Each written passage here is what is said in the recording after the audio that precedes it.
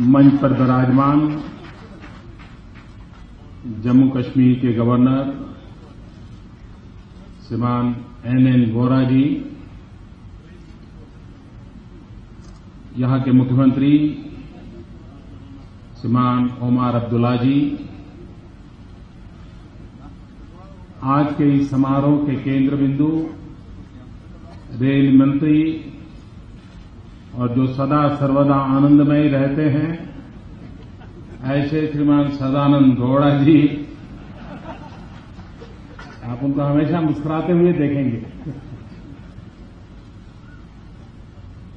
इसी धरती के संतान मंत्रिपरिषद में के मेरे साथी डॉक्टर जितेंद्र सिंह जी, राज्य रेल मंत्री श्रीमान मनोज सिन्हा जी, रेलवे बोर्ड के चेयरमैन श्री, उपस्थित सभी महानुभाव,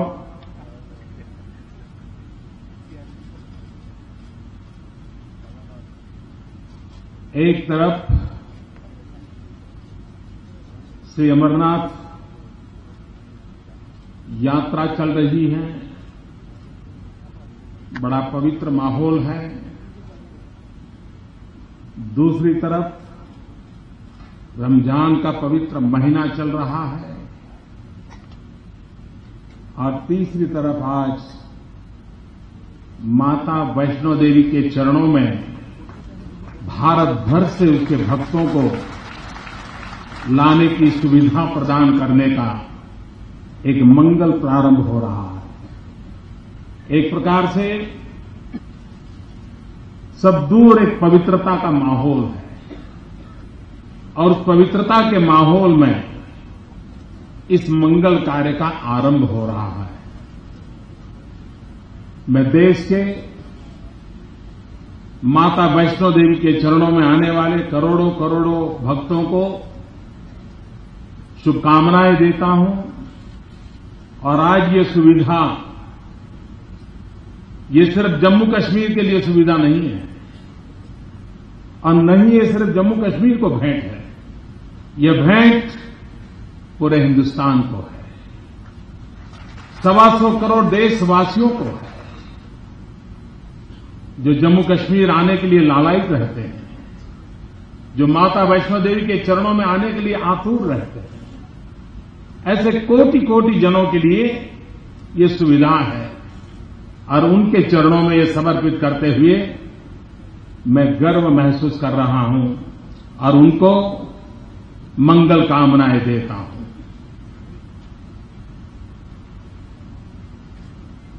ये रोल सुविधा आज जो प्रारंभ हो रही है,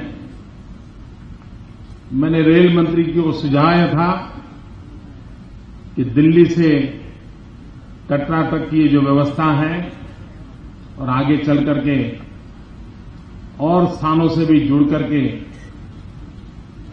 देश के भिन्न भिन्न कोने से यात्रियों को कटरा तक लाने का जो प्रबंध हो रहा है, इस ट्रेन को श्री शक्ति एक्सप्रेस के रूप में जाना जाए ताकि माता वैष्णो देवी के चरणों में हम जा रहे हैं, इसकी अनुभूति यात्रियों को लगातार होती रहे। मैं माता वैष्णो देवी श्राइन बोर्ड का भी अभिनंदन करना चाहता हूं, गवर्नर साहब का भी अभिनंदन करना चाहता हूं कि यहां रेलवे स्टेशन पर ही यात्रियों के लिए आवश्यक आई कार्ड निकालने की सुविधाओं का प्रबंध हुआ है, टेक्नोलॉजी का प्रबंध हुआ है और इसलिए हिंदुस्तान के किसी भी कोने से आने वाले यात्री के लिए ये बहुत सुनिश्चित हो जाएगा कि जाते ही उसका समय न खराब होते हुए उसको आगे की यात्रा के लिए जो भी प्रबंध होना चाहिए उसके लिए पूरी व्यवस्था मिलेगी, पूरा मार्गदर्शन मिलेगा।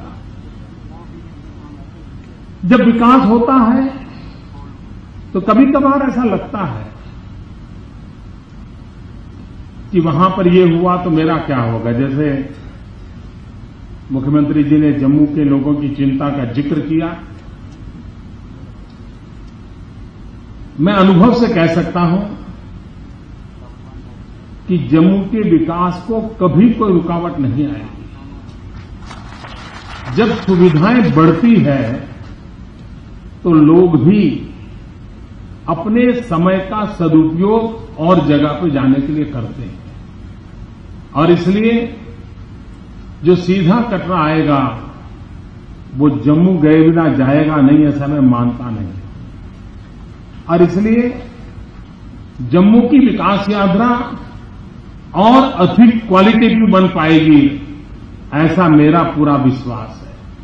और साथ साथ जम्मू कश्मीर की विकास यात्रा में कटरा का जुड़ना, कटरा का सेंटर स्टेज में आना, आने वाले 10 साल की आप कल्पना कीजिए, कटरा इतनी तेजी से विकास करेगा, इतनी तेजी से विकास करेगा, जो पूरे जम्मू कश्मीर के विकास के अंदर एक नया योगदान करने वाला एक आर्थिक प्रवृत्ति का केंद्र बन जाएगा।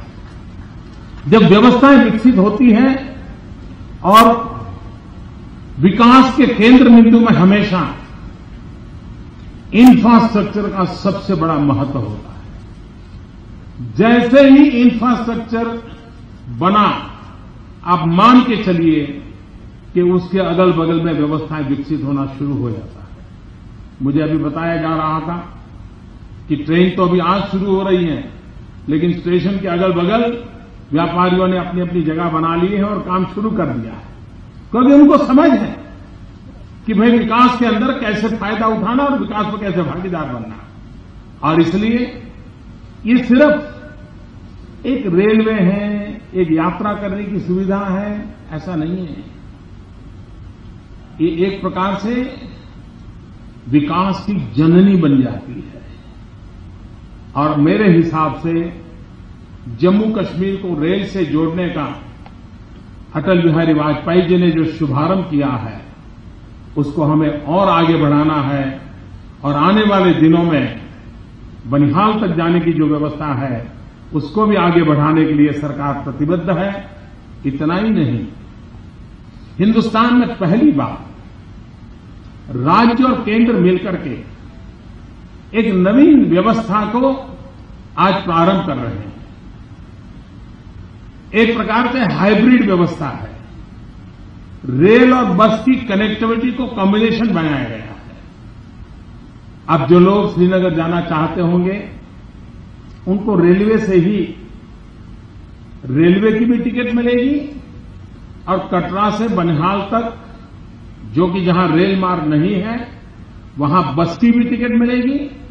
कटरा उतरेगा, बस उपलब्ध होगी, बनिहाल पहुंचेगा, रेल उपलब्ध होगी, और तुरंत वो आगे श्रीनगर पहुंचेगा। एक ही टिकट में रेल और बस दोनों का ट्रैवलिंग हो, और पैसेंजर को कठिनाई न हो, यात्री को कठिनाई न हो, ऐसी सुविधा का आरंभ राज्य और केंद्र की रेल मिलकर के ये दे रहे हैं। और भविष्य में भी रेलवे का विकास करने के लिए केंद्र और राज्य की पार्टनरशिप का मॉडल जितना ज्यादा विकसित होगा, उतना फायदा होने वाला है। मैं मुख्यमंत्री जी की इस बात से सहमत हूं कि हमारे रेलवे स्टेशन ऐसे पुराने क्या होने की जरूरत है। क्यों न हिंदुस्तान के ऐसे महत्वपूर्ण स्थानों के रेलवे स्टेशन एयरपोर्ट से भी बढ़िया क्यों न हो। और मैं आपको विश्वास दिलाता हूं, सिर्फ जम्मू वासियों को नहीं, मैं देशवासियों को विश्वास दिलाता हूं कि हम रेलवे के विकास में प्राथमिकता मेट्रो सिटीज, जम्मू जैसे महत्वपूर्ण स्टेशन, उसको उस रेलवे स्टेशनों को अति आधुनिक बनाना, एयरपोर्ट से भी रेलवे स्टेशन ज्यादा अधिक सुविधाजनक हो, ये बनाने का हमारा सपना है। और ये बन सकता है, ये कोई कठिन काम नहीं है, और ये इकोनॉमिकली वायबल प्रोजेक्ट भी बन सकता है। मैंने पिछले दिनों रेलवे के मित्रों के साथ बड़ी विस्तार से समय निकाल के चर्चा की है, और मैंने इसके विषय में उनको डिटेल में प्रारूप दिया है। और आप देखिए, देखते ही देखते आपको बदलाव नजर आएगा। और उसमें प्राइवेट पार्टी भी इन्वेस्टमेंट करने के लिए तैयार हो जाएगी, क्योंकि ये आर्थिक रूप से एक अच्छी योजना होगी जो सबको लाभ पहुंचाने वाली होगी, एक विन विन सिचुएशन वाला प्रोजेक्ट होगा। उस दिशा में हम आने वाले दिनों में जरूर आगे बढ़ना। Prime Minister Narendra Modi there addressing a gathering at Katra just a short while ago. Of course, Chief Minister Omar Abdullah was also talking and of course asking Prime Minister Narendra Modi to extend what the work that was started by Mr. Vajpayee, and Mr. Modi of course saying that the work will continue, and also saying that this was symbolic of the prosperity ahead for the state, and this was not just a rail link for the state of Jammu and Kashmir but for the whole of India. Also addressing from the gathering all the communities, Mr. Modi will of course also be meeting the troops later in the day.